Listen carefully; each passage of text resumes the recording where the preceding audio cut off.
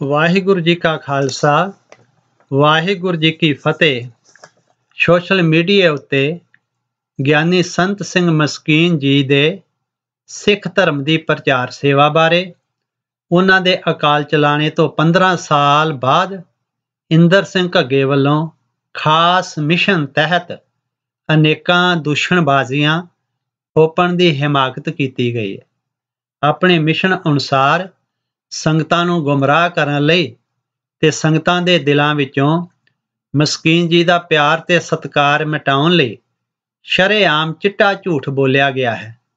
Social media ਤੇ 5 ਭਾਗਾਂ ਵਿੱਚ ਇਹ ਕੁਫਰ ਤੋਲਿਆ ਗਿਆ ਹੈ ਤੇ ਨਾਂ ਰੱਖਿਆ ਗਿਆ ਹੈ ਮਸਕੀਨ ਦੀਆਂ ਚਮਤਕਾਰੀ ਕਹਾਣੀਆਂ ਦਾ ਜਵਾਬ। ਦਰਅਸਲ ਮਸਕੀਨ ਜੀ ਦਾ ਅਕਾਲ ਚਲਾਣਾ 18 ਫਰਵਰੀ ਸਨ 2005 ਈਸਵੀ ਵਿੱਚ ਰੱਬੀ ਹੁਕਮ ਅਨੁਸਾਰ ਹੋ ਗਿਆ। ਉਹਨਾਂ ਵਿਰੁੱਧ ਪੂਰੇ 15 ਸਾਲਾਂ ਮਗਰੋਂ 27 ਅਪ੍ਰੈਲ ਸਨ 2020 ਵਿੱਚ ਘੱਗੇ ਵੱਲੋਂ ਨਿੰਦਿਆ ਦੀ ਅਤੀ ਘਟੀਆ ਹਰਕਤ ਕੀਤੀ ਗਈ ਹੈ। ਇੰਨੇ ਸਾਲਾਂ ਬਾਅਦ ਘੱਗੇ ਵੱਲੋਂ ਮਸਕੀਨ ਜੀ ਬਾਰੇ ਬੋਲਣਾ ਸ਼ੱਕੀ ਹੀ ਨਹੀਂ, ਯਕੀਨ ਦਿਵਾਉਂਦਾ ਹੈ ਕਿ ਘੱਗੇ ਨੇ ਆਪਣੀ ਜ਼ਮੀਰ ਦਾ ਵਾਹਵਾ ਮੁੱਲ ਵਟਿਆ ਹੋਵੇਗਾ। ਇਸ ਨੂੰ ਪੁੱਛਣਾ ਬਣਦਾ ਹੈ ਕਿ ਇੰਨੇ ਸਾਲ ਬੀਤ ਜਾਣ ਬਾਅਦ ਤੁਸੀਂ ਚੁੱਪ ਕਿਉਂ ਰਹੇ? ਤੁਹਾਡੀ ਕੀ ਮਜਬੂਰੀ ਸੀ? ਤੁਹਾਡੀ ਚੁੱਪ ਦਾ ਕੀ ਰਾਜ ਹੈ? ਤੁਸੀਂ ਆਪਣੇ ਇਹ ਸਾਰੇ ਨਿਰਮੂਲ ਸ਼ੰਕੇ ਮਸਕੀਨ ਜੀ ਦੇ ਸਾਹਮਣੇ ਕਿਉਂ ਨਾ ਰੱਖੇ? ਮੈਨੂੰ ਇਹ ਚੰਗੀ ਤਰ੍ਹਾਂ ਪਤਾ ਹੈ ਕਿ ਮਸਕੀਨ ਜੀ ਦੇ ਸਾਹਮਣੇ ਤੇਰੇ ਵਰਗਿਆਂ ਦਾ ਹੌਸਲਾ ਹੀ ਨਹੀਂ ਸੀ ਪੈਂਦਾ ਕਿ ਉਹਨਾਂ ਨਾਲ ਅੱਖ ਮਿਲਾ ਕੇ ਕੋਈ ਸਵਾਲ ਪੁੱਛ ਸਕੀਏ। ਹਕੀਕਤ ਇਹ ਹੈ ਕਿ ਪੰਥ ਵਿੱਚ ਮਸਕੀਨ ਜੀ ਦੇ ਸਮੇਂ ਤੁਹਾਡੀ ਕੋਈ ਵੀ ਪੁੱਛ ਪ੍ਰਤੀਤ ਨਹੀਂ ਸੀ, ਕੋਈ ਵੀ ਵਕਤ ਨਹੀਂ ਸੀ। ਇਸੇ ਲਈ ਤੁਸੀਂ ਉਹਨਾਂ ਦੇ ਅਕਾਲ ਚਲਾਣੇ ਦੇ ਸਮੇਂ ਦੀ ਉਡੀਕ ਕਰਦੇ ਰਹੇ। ਜਿਉਂ ਹੀ ਉਹਨਾਂ ਦਾ ਅਕਾਲ ਚਲਾਣਾ ਹੋਇਆ ਤਾਂ ਅਲਵਰ ਰਾਜਸਥਾਨ ਵੱਲ ਹਜ਼ਾਰਾਂ ਸੰਗਤਾਂ ਪੰਜਾਬ ਤੇ ਦਿੱਲੀ ਤੋਂ ਪਹੁੰਚ ਗਈਆਂ। ਸੰਸਕਾਰ ਤੇ ਅੰਤਮ ਅਰਦਾਸ ਦਾ ਲਾ ਮਿਸਾਲ ਇਕੱਠ ਟੀਵੀ ਚੈਨਲ ETC ਤੇ ਵੇਖ ਕੇ ਤੁਹਾਡੀ ਆਤਮਾ ਕੁਰਲਾ ਉੱਠੀ। ਤੁਸੀਂ ਸੜ ਬਲ ਕੇ ਕੋਲਾ ਹੋ ਗਏ ਤੇ ਮਸਕੀਨ ਜੀ ਨੂੰ ਭੰਡਣ ਤੇ ਬਦਨਾਮ ਕਰਨ ਲਈ ਅਤ ਨੀਵੇਂ ਪੱਧਰ ਤੇ ਜਾ ਡਿੱਗੇ। ਤੁਹਾਡੇ ਵਰਗਾ ਆਪਣੇ ਆਪ ਨੂੰ ਗੁਰਮਤ ਦਾ ਲੰਬਰਦਾਰ ਸਮਝਣ ਵਾਲਾ ਮਨੁੱਖ ਇੰਨਾ ਗਰਕ ਜਾਵੇਗਾ, ਇਹ ਗੱਲ ਸਮਝ ਤੋਂ ਬਾਹਰ ਹੈ। ਤੁਹਾਡੀ ਇਹ ਹਿੰਮਤ ਉਸ ਚੂਹੇ ਵਰਗੀ ਹੈ ਜੋ ਸ਼ੇਰ ਦੀ ਗਰਜ ਸੁਣ ਕੇ ਖੁੱਡ ਵਿੱਚ ਦੜਿਆ ਰਹਿੰਦਾ ਹੈ, ਪਰ ਸ਼ੇਰ ਦੀ ਮੌਤ ਹੋ ਜਾਣ ਬਾਅਦ ਡਰਦਾ ਡਰਦਾ ਖੁੱਡ ਵਿੱਚੋਂ ਬਾਹਰ ਨਿਕਲ ਕੇ ਮਾਹੌਲ ਵੇਖ ਕੇ ਸ਼ੇਰ ਦੇ ਉੱਪਰ ਚੜ੍ਹ ਕੇ ਨੱਚਣ ਲੱਗ ਪੈਂਦਾ ਹੈ। ਤੁਸੀਂ ਵੀ ਮਸਕੀਨ ਜੀ ਦੇ ਅਕਾਲ ਚਲਾਣੇ ਤੋਂ ਬਾਅਦ ਥੋੜ੍ਹਾ ਜਿਹਾ ਮਾਹੌਲ ਭਾਂਪਿਆ ਤੇ ਉਸ ਸਮੇਂ ਮੰਥਲੀ ਸਪੋਕਸਮੈਨ ਮੈਗਜ਼ੀਨ ਵਿੱਚ ਨਿੰਦਿਆ ਕਰਕੇ ਥੋੜ੍ਹਾ ਜਿਹਾ ਝੱਸ ਪੂਰਾ ਕਰ ਲਿਆ। ਜਦ ਕੁਝ ਸੱਜਣਾ ਨੇ ਤੁਹਾਡੀ ਇਸ ਨੀਵੀਂ ਬਿਰਤੀ ਦੀ ਚਿੱਠੀਆਂ ਲਿਖ ਕੇ ਤੁਹਾਨੂੰ ਝਾੜ ਪਾਈ ਤਾਂ ਤੁਸੀਂ ਸਪੋਕਸਮੈਨ ਪਲੇਟਫਾਰਮ ਮਿਲਣ ਦਾ ਵਾਸਤਾ ਪਾਉਣ ਲੱਗ ਪਏ ਤੇ ਕਹਿਣ ਲੱਗ ਪਏ ਇੰਜ ਨਾ ਕਹੋ, ਇੰਜ ਨਾ ਕਰੋ, ਸਫਾਈਆਂ ਦੇਣ ਲੱਗ ਪਏ। ਸੱਚ ਤਾਂ ਇਹ ਹੈ ਕਿ ਉਸ ਸਮੇਂ ਤੱਕ ਸਪੋਕਸਮੈਨ ਤੋਂ ਪਹਿਲਾਂ ਤੁਹਾਡੇ ਮਨਮਤੀ ਪ੍ਰਚਾਰ ਨੂੰ ਕੋਈ ਵੀ ਪੰਥਕ ਮੈਗਜ਼ੀਨ ਛਾਪਦਾ ਹੀ ਨਹੀਂ ਸੀ। ਹੁਣ ਉਸ ਚੂਹੇ ਵਾਂਗ ਪੂਰੇ 15 ਸਾਲਾਂ ਬਾਅਦ ਸੋਸ਼ਲ ਮੀਡੀਆ ਤੇ ਖੁੱਲ੍ਹ ਕੇ ਨੱਚੇ ਹੋ। ਤੁਸੀਂ ਤਾਂ ਮਸਕੀਨ ਜੀ ਦੇ ਅਕਾਲ ਚਲਾਣੇ ਦੀ ਉਡੀਕ ਕੀਤੀ ਤੇ 15 ਸਾਲ ਬਾਅਦ ਹਿੰਮਤ ਜੁਟਾਈ ਹੈ, ਪਰ ਤੁਹਾਡੇ ਜਿਉਂਦਿਆਂ ਜੀ ਤੁਹਾਡੇ ਹਮ ਉਮਰ ਗੁਰਚਰਨ ਸਿੰਘ ਜਿਊਣਵਾਲਾ ਤੇ ਹਰਜਿੰਦਰ ਸਿੰਘ ਦਲਗੀਰ ਨੇ ਕਮੈਂਟ ਕਰਕੇ ਤੁਹਾਡੀ ਅਸਲੀਅਤ ਤੇ ਔਕਾਤ ਸਾਰੇ ਜਗਤ ਨੂੰ ਤੇ ਤੁਹਾਨੂੰ ਦਿਖਾ ਦਿੱਤੀ ਹੈ। ਤੇਰੇ ਚਹੇਤੇ ਤਤ ਗੁਰਮਤ ਗਿਆਨ ਵਾਲੇ ਨੇ ਰੋਸ ਵਜੋਂ ਉਹ ਕਮੈਂਟ ਸ਼ੋਅ ਕਰ ਦਿੱਤੇ ਹਨ ਕਿ ਗੁਰਚਰਨ ਸਿੰਘ ਜਿਊਣਵਾਲਾ ਤੇ ਹਰਜਿੰਦਰ ਸਿੰਘ ਦਲੀਲ ਐਸਾ ਕਿਉਂ ਲਿਖ ਰਹੇ ਨੇ। ਮੈਂ ਉਹ ਕਮੈਂਟ ਬੋਲ ਕੇ ਦੱਸਣਾ ਨਹੀਂ ਚਾਹੁੰਦਾ ਕਿਉਂਕਿ ਅਸ਼ਲੀਲ ਹਨ। ਗੁਰਚਰਨ ਸਿੰਘ ਜੀਉਣਵਾਲਾ ਵੱਲੋਂ ਤੁਹਾਨੂੰ ਸਮੇਂ-ਸਮੇਂ ਤੇ ਦਿੱਤੇ ਖੁੱਲੇ ਧਨ ਦੌਲਤ ਮਾਇਆ ਦੇ ਗੱਫਿਆਂ ਦਾ ਵੀ ਉਹਨਾਂ ਨੇ ਜ਼ਿਕਰ ਕੀਤਾ ਆ। ਅਗਲੇ ਭਾਗਾਂ ਵਿੱਚ ਹੂਬਹੂ ਇਹ ਜ਼ਿਕਰ ਕਰਾਂਗਾ। ਏਕ ਨੂਰ ਰੇਡੀਓ ਨੇ ਆਪਣੇ 26 ਅਪ੍ਰੈਲ ਸਨ 2020 ਦੇ ਪ੍ਰੋਗਰਾਮ ਵਿੱਚ ਤੈਨੂੰ ਬੁੱਕਲ ਦੇ ਸੱਪ ਦਾ ਖਿਤਾਬ ਦੇ ਦਿੱਤਾ ਹੈ, ਜੋ ਕੌਮ ਨੂੰ ਹੀ ਦੱਸਣ ਲੱਗ ਪਿਆ ਏ। ਮਸਕੀਨ ਜੀ ਬਾਰੇ ਤੇਰੇ ਕੁਤਰਕਾਂ, ਇਲਜ਼ਾਮਾਂ, ਇਤਰਾਜ਼ਾਂ ਤੇ ਚਿੱਟੇ ਝੂਠ ਦਾ ਨਖੇੜਾ ਤੇ ਲੜੀਵਾਰ ਅੱਗੇ ਜਵਾਬ ਦੇ ਰਿਹਾ ਹਾਂ। ਮਸਕੀਨ ਜੀ ਦੇ ਭੋਗ ਦੇ ਸਮੇਂ ਗੁਰੂ ਗ੍ਰੰਥ ਸਾਹਿਬ ਜੀ ਦੇ ਸਾਹਮਣੇ ਫੁੱਲਾਂ ਨਾਲ ਬਣਾਈ ਹੋਈ ਪੰਕਤੀ ਬ੍ਰਹਮ ਗਿਆਨੀ ਸਦ ਜੀਵੈ ਨਹੀਂ ਮਰਤਾ ਨੂੰ ਆਧਾਰ ਬਣਾ ਕੇ ਤੁਸੀਂ ਸਾਰਾ ਅਸਮਾਨ ਸਿਰ ਤੇ ਚੁੱਕ ਲਿਆ ਕਿ ਮਸਕੀਨ ਆਪਣੇ ਟੱਬਰ ਤੇ ਚੇਲਿਆਂ ਚੋਂ ਕਿਸੇ ਨੂੰ ਵੀ ਮੌਤ ਦੇ ਅਰਥ ਨਹੀਂ ਸਮਝਾ ਕੇ ਗਿਆ, ਅਟਲ ਸਚਾਈ ਬਾਰੇ ਨਹੀਂ ਦੱਸ ਕੇ ਗਿਆ। ਉਹ ਭਲਿਆ, ਮੌਤ ਦੀ ਅਟਲ ਸਚਾਈ ਤਾਂ ਹਰ ਇੱਕ ਸਮਝਦਾਰ ਨੂੰ ਸਮਝ ਵਿੱਚ ਹੈ। ਮਨਮੁਖ, ਸਾਕਤ, ਨਿੰਦਕ, ਦੁਸ਼ਟ, ਜ਼ਾਲਮ ਤੇ ਭਗਤਾਂ ਨੇ ਵੀ ਸਰੀਰਕ ਰੂਪ ਵਿੱਚ ਇੱਕ ਦਿਨ ਅਵੱਸ਼ ਚਲੇ ਜਾਣਾ ਹੈ ਤੇ ਚਲੇ ਜਾਂਦੇ ਹਨ। ਪਰਮਾਤਮਾ ਨਾਲ ਅਭੇਦ ਹੋਇਆ ਕੋਈ ਸਤਪੁਰਸ਼ ਸਰੀਰਕ ਤੌਰ ਤੇ ਜਾਣ ਤੋਂ ਬਾਅਦ ਵੀ ਆਤਮਿਕ ਜੀਵਨ ਉਸ ਦਾ ਬਣਿਆ ਰਹਿੰਦਾ ਹੈ। ਸਰੀਰ ਛੱਡ ਜਾਣ ਤੋਂ ਬਾਅਦ ਵੀ ਜਗਤ ਅੰਦਰ ਉਹਦੀ ਸ਼ੋਭਾ ਹੁੰਦੀ ਰਹਿੰਦੀ ਹੈ। ਇਹੋ ਬ੍ਰਹਮ ਗਿਆਨੀ ਦਾ ਸਦਾ ਜੀਵਣਾ ਹੈ। 15 ਸਾਲ ਬੀਤ ਜਾਣ ਮਗਰੋਂ ਵੀ ਸੰਗਤਾਂ ਮਸਕੀਨ ਜੀ ਵੱਲੋਂ ਕੀਤੀ ਗੁਰਮਤਿ ਦੀ ਕਥਾ ਸੁਣ ਕੇ ਰੱਬ ਨਾਲ ਜੁੜ ਰਹੀਆਂ ਹਨ। ਗੁਰਬਾਣੀ ਦਾ ਪਰਮ ਗਿਆਨ ਤੇ ਪਰਮ ਰਸ ਮਾਣ ਰਹੀਆਂ ਹਨ। ਕੀ ਇਹ ਸਦਾ ਜਿਉਂਦੇ ਹੋਣ ਦੀ ਮਿਸਾਲ ਨਹੀਂ ਹੈ?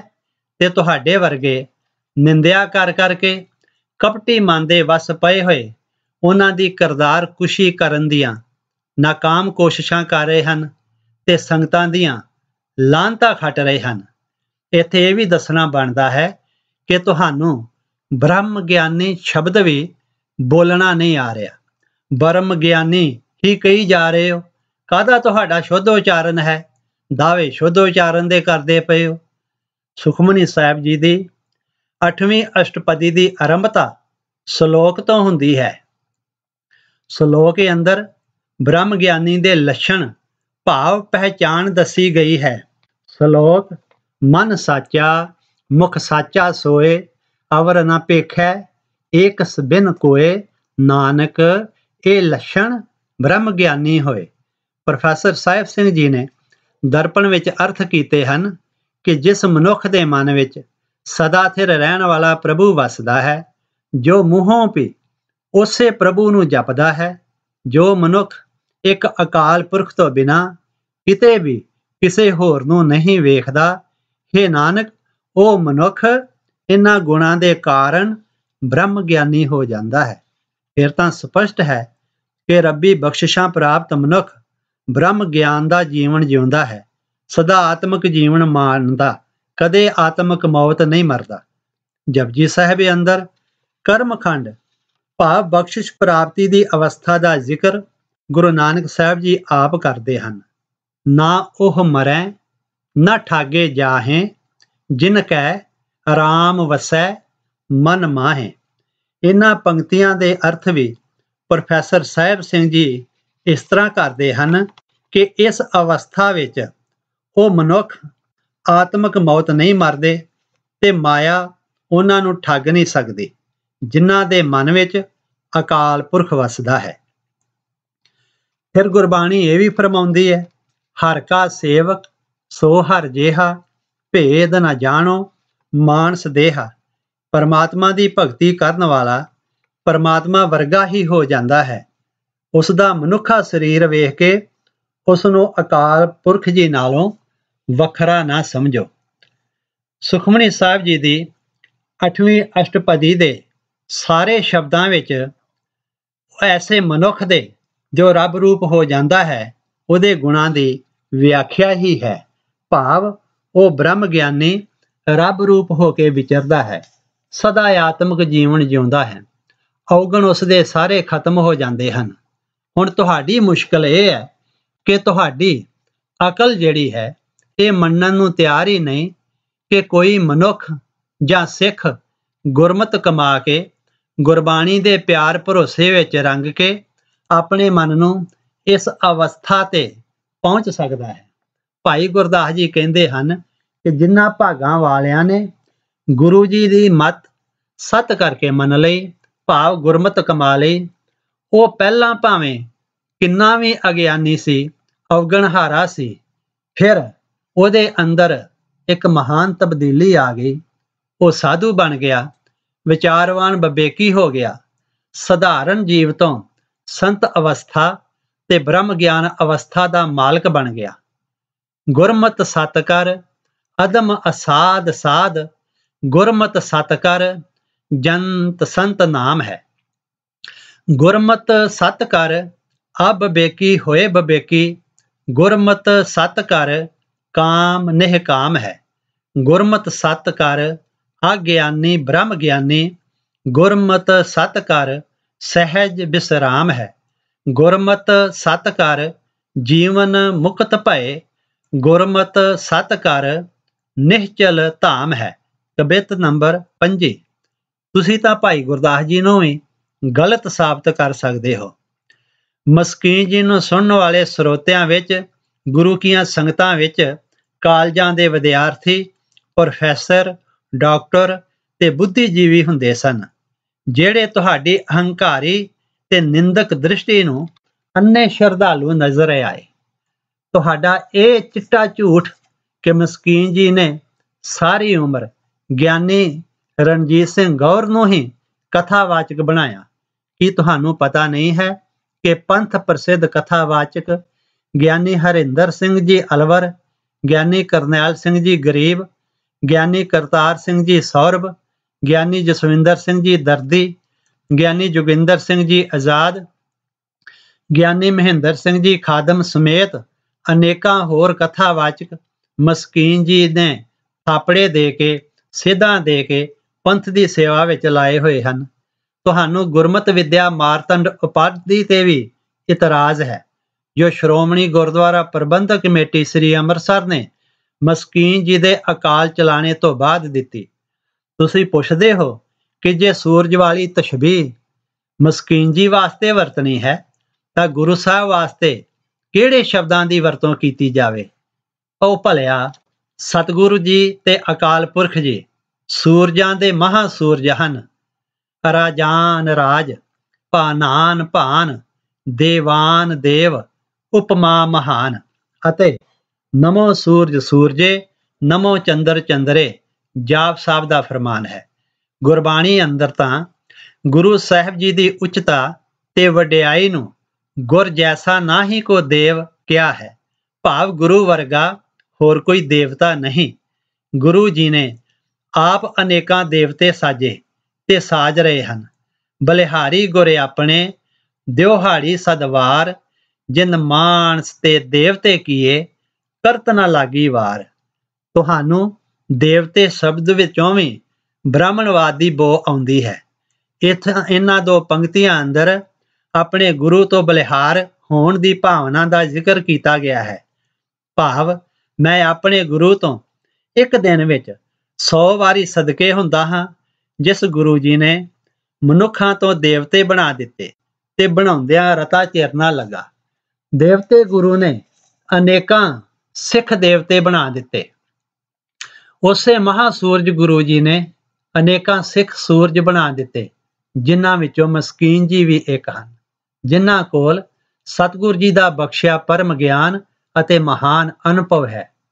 ਤੁਹਾਡੀ ਨੀਚਤਾਈ ਮਸਕੀਨ ਜੀ ਨੂੰ ਗੁਰਬਾਣੀ, ਭਾਈ ਗੁਰਦਾਸ ਜੀ, ਭਾਈ ਨੰਦ ਲਾਲ ਜੀ ਇਹਨਾਂ ਨਾਲੋਂ ਤੋੜ ਕੇ ਸਿਰਫ ਓਸ਼ੋ, ਸ਼ੇਖ ਸ਼ਾਦੀ, ਮੀਰ, ਦਾਗ ਤੇ ਮਿਰਜ਼ਾ ਗਾਲਬ ਦੇ ਸ਼ੇਰਾਂ ਤੱਕ ਸੀਮਤ ਕਰਨ ਦੀ ਮੂਰਖਤਾ ਕਰਦੀ ਹੈ, ਜਦ ਕਿ ਸੱਚਾਈ ਇਹ ਹੈ ਕਿ ਮਸਕੀਨ ਜੀ ਗੁਰਬਾਣੀ ਦੀ ਵਿਆਖਿਆ ਕਰਨ ਸਮੇਂ ਇਹਨਾਂ ਸਾਰੇ ਹੋਰ ਅਨੇਕਾਂ ਸਿਆਣਿਆਂ ਦੀਆਂ ਰਾਵਾਂ ਆਦਿ ਪ੍ਰਮਾਣ ਵਜੋਂ ਵਰਤਦੇ ਹਨ। ਸਿੱਖ ਰਹਿਤ ਮਰਿਆਦਾ ਦੇ ਪੰਨਾ 19 ਤੇ ਸਪਸ਼ਟ ਲਿਖਿਆ ਹੈ ਕਿ ਕਥਾ ਦਾ ਮਨੋਰਥ ਗੁਰਮਤਿ ਦ੍ਰਿੜਾਉਣਾ ਹੀ ਹੋਵੇ। कथा 10 गुरु साहिबान दी बाणी ਜਾਂ ਭਾਈ ਗੁਰਦਾਸ, ਭਾਈ ਨੰਦ ਲਾਲ ਜਾਂ ਕਿਸੇ ਹੋਰ ਪ੍ਰਮਾਣਿਕ ਪੰਥਕ ਪੁਸਤਕ ਜਾਂ ਇਤਿਹਾਸ ਦੀਆਂ ਪੁਸਤਕਾਂ ਜੋ ਗੁਰਮਤ ਅਨੁਕੂਲ ਹੋਣ ਦੀ ਹੋ ਸਕਦੀ ਹੈ, ਪਰ ਅਨਮਤ ਦੀ ਕਿਸੇ ਪੁਸਤਕ ਦੀ ਨਹੀਂ ਹੋ ਸਕਦੀ। ਹਾਂ, ਪ੍ਰਮਾਣ ਕਿਸੇ ਮਹਾਤਮਾ ਜਾਂ ਪੁਸਤਕ ਦੀ ਉੱਤਮ ਸਿੱਖਿਆ ਦਾ ਲਿਆ ਜਾ ਸਕਦਾ ਹੈ। ਰਹੀ ਗੱਲ ਓਸ਼ੋ ਨੂੰ ਪੜ੍ਹਨ ਸੁਣਨ ਦੀ, ਕੀ ਓਸ਼ੋ ਤੇ ਪੜ੍ਹਨ ਸੁਣਨ ਤੇ ਪੰਥ ਨੇ ਕੋਈ ਪਾਬੰਦੀ ਲਾਈ ਹੈ? ਆਪਣਾ ਗਿਆਨ ਵਧਾਉਣ ਲਈ ਕੋਈ ਵੀ ਕਿਸੇ ਨੂੰ ਵੀ ਕਿਸੇ ਸਮੇਂ ਵੀ ਪੜ੍ਹ ਸਕਦਾ ਹੈ। ਭਾਈ ਗੁਰਦਾਸ ਜੀ ਦੀ ਅਕਲ ਵਾਲੀ ਗੱਲ ਸ਼ਾਇਦ ਤੁਹਾਡੇ ਪੱਲੇ ਨਹੀਂ ਪਈ ਕਿ ਈਰਖਾ ਕਰਨ ਨਾਲੋਂ ਗਿਆਨ ਦੀ ਗੱਲ ਜਿੱਥੋਂ ਵੀ ਮਿਲੇ ਲੈ ਲੈਣੀ ਚਾਹੀਦੀ ਹੈ। ਭਾਈ ਗੁਰਦਾਸ ਜੀ ਫਰਮਾਉਂਦੇ ਹਨ, ਜੈਸੇ ਨੈਣ ਬੈਨ ਪੰਖ ਸੁੰਦਰ ਸਰਬੰਗ ਮੋਰ, ਤਾਂ ਕੇ ਪਗ ਔਰ ਦੇਖ ਦੋਖ ਨਾ ਵਿਚਾਰੀਐ। ਸੰਦਲ ਸੁਗੰਧ ਅਤ ਕੋਮਲ ਕਮਲ ਜੈਸੇ, ਕੰਟਕ ਬਲੋਕ ਨਾ ਔਗਣ ਉਰ ਧਾਰੀਐ। ਜੈਸੇ ਅੰਮ੍ਰਿਤ ਫਲ ਮਿਸ਼ਟ ਗੁਨਾਦ ਸਵਾਦ, ਬੀਜ ਕਰਵਾਈ ਕੈ ਬੁਰਾਰੀ ਨਾ ਸਮਾਰੀਐ। ਤੈਸੇ ਗੁਰ ਗਿਆਨ ਦਾਨ ਸਭੋਂ ਸੈ ਮੰਗ ਲੀਜੈ, ਬੰਦਨਾ ਸਕਲ ਭੂਤ ਨਿੰਦਾ ਨਾ ਉਚਾਰੀਐ। ਕਬਿਤ ਨੰਬਰ 399। ਪਰ ਤੁਹਾਨੂੰ ਪਿੱਟ ਸਿਆਪਾ ਇਸ ਕਰਕੇ ਪਿਆ ਹੋਇਆ ਹੈ ਕਿ ਮਸਕੀਨ ਜੀ ਦੇ ਅਕਾਲ ਚਲਾਣੇ ਤੋਂ 15 ਸਾਲ ਬਾਅਦ ਵੀ ਵੱਡੀ ਗਿਣਤੀ ਵਿੱਚ ਸੰਗਤਾਂ ਉਹਨਾਂ ਦੀ ਕਥਾ ਕਿਉਂ ਸੁਣ ਰਹੀਆਂ ਹਨ ਤੇ ਤੁਸੀਂ ਉਹਨਾਂ ਨੂੰ ਗੁਰਮਤ ਵਿਰੋਧੀ ਦਰਸਾਉਣ ਲਈ ਅੱਡੀ ਚੋਟੀ ਜਾਂ ਜ਼ੋਰ ਲਾ ਰਹੇ ਹੋ। ਤੁਹਾਡੀ ਨਿੰਦਕ ਪਲੀਤ ਮਾਨਸਿਕਤਾ ਜਗ ਜ਼ਾਹਰ ਹੋ ਗਈ ਹੈ। ਟਟੈਣੇ ਨੂੰ ਵੀ ਆਪਣੀ ਤੁੱਛ ਜਿਹੀ ਲੋਹ ਕਰਕੇ ਸੂਰਜ ਹੋਣ ਦਾ ਭਰਮ ਹੋ ਸਕਦਾ ਹੈ ਤੇ ਤੁਸੀਂ ਕਿਹੜੇ ਘੱਟ ਹੋ। ਮਸਕੀਨ ਜੀ ਦੇ ਸਾਹਮਣੇ ਤੁਹਾਡੀ ਟਟੈਣੇ ਤੋਂ ਵੱਧ ਕੁਝ ਵੀ ਔਕਾਤ ਨਹੀਂ ਹੈ। ਬਾਕੀ ਸਾਰਾ ਕੁਝ ਅਗਲੇ ਭਾਗਾਂ ਵਿੱਚ ਦੇ ਰਿਹਾ ਹਾਂ। ਵਾਹਿਗੁਰੂ ਜੀ ਕਾ ਖਾਲਸਾ, ਵਾਹਿਗੁਰੂ ਜੀ ਕੀ ਫਤਿਹ।